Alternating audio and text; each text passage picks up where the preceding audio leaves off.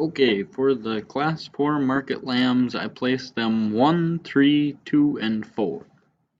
I placed one at the top because it had an overall wide look, legs were nice and wide, it was pretty smooth topped. Is a little wide in the front, meaning that there's probably a little evidence of fat, but very big boned, clean looking, and just put together well, in my opinion.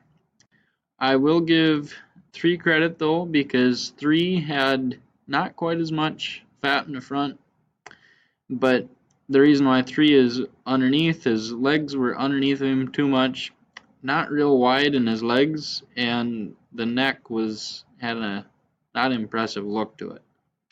On my next pair, 3 went over 2 because 3 had a level top. Both of them had a little bit of leg problems. 3 had a little bit better body depth than 2 and seemed a little longer in the rack. Although I will say that 2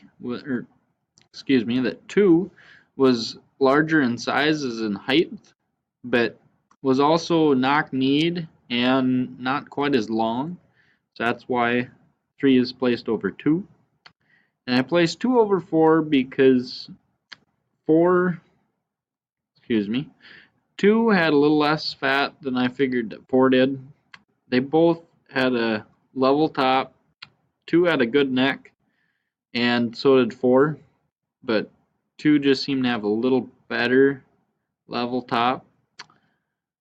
I will say that 4 was better than 2 in the neck shape, but 4 also had sickle legs, not real wide, an unlevel back, and not much bone structure. So I placed my class 4 market lambs 1, 3,